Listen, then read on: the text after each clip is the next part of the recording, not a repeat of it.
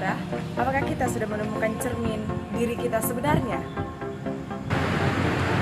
Apakah kehidupan kita menjadi dampak bagi banyak orang? Jadilah diri sendiri, karena apa yang ada padamu pasti berbeda dengan orang lain. Shalom saudara-saudara, kita sekarang berada di tahun 2020, di mana tahun ini sosial media dipenuhi dengan status COVID-19. Di sisi lain, 2020, kata yang paling tren di kalangan anak muda yaitu boring, bosan, dengan istilah yang tren, gabut. Di sisi lain juga, 2020 kata yang paling hits yaitu stay home. Bahkan saking trennya kata-kata tersebut membuat begitu banyak orang, membuat begitu banyak kalangan anak pemuda akhirnya ikut bersaing dalam perkembangan dunia yang semakin hari semakin naik meluncak, saudaraku. Kita sebagai anak-anak Tuhan seharusnya punya cara pandang yang mendetail siapa sebenarnya cermin kita. Jikalau setiap kita berkata bahwa aku adalah anak Tuhan, aku mengikuti cerminnya Allah, aku mentaati firman Allah, aku meneladani apa yang Yesus Kristus lakukan, apa yang Yesus Kristus kerjakan, berarti bahwa kehidupan kita harus menjadi terang bagi banyak orang. Kehidupan kita harus membawa dampak bagi banyak orang. Dampak dalam hal apa saja, saudaraku? Dampak dalam cara berbicara kita, dampak dalam hal berpenampilan kita, fashion kita, bahkan dampak dalam cara pergaulan kita. Karena dalam 1 Korintus 15 ayat yang ke-33 mengatakan, janganlah kamu sesat, pergaulan yang buruk merusak kebiasaan yang baik, saudaraku. Pada zaman para rasul, pengikut-pengikut Allah tidak ada yang bermain TikTok berpenampilan mini-mini, tetapi mereka menggunakan tubuh mereka untuk memuliakan Allah, saudaraku. Dalam Efesus 5 ayat yang pertama hingga ayat yang ke-20 mengatakan, hiduplah menjadi anak-anak terang.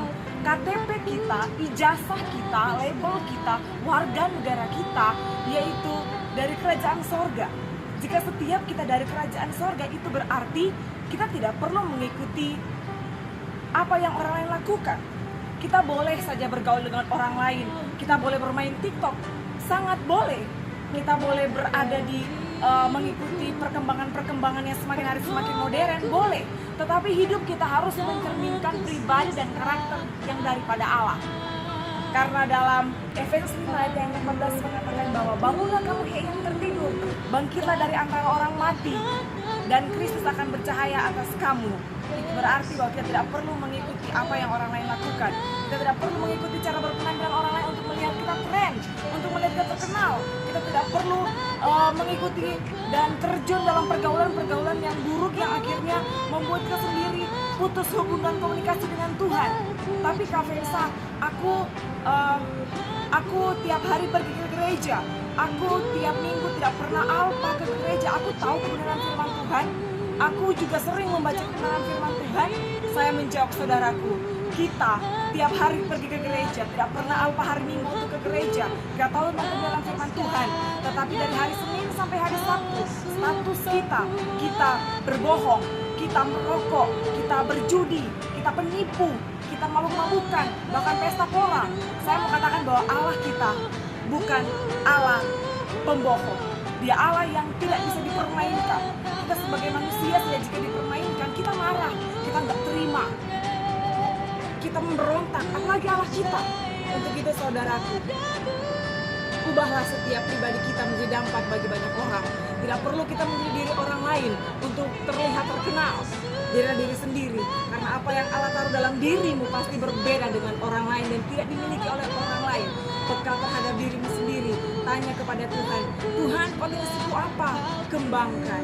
Untuk itu dimanapun kamu berada, dalam pergaulanmu, minta Roh Kudus selalu pegang tanganmu. Kemanapun kamu melangkah, siapapun yang berjumpa denganmu, minta Roh Kudus menuntun langkahmu, agar kamu selalu berada dalam rel dan kebenaran yang daripada Allah. Damai sejahtera untuk kita semua. Shalom dan Tuhan Yesus memberkati.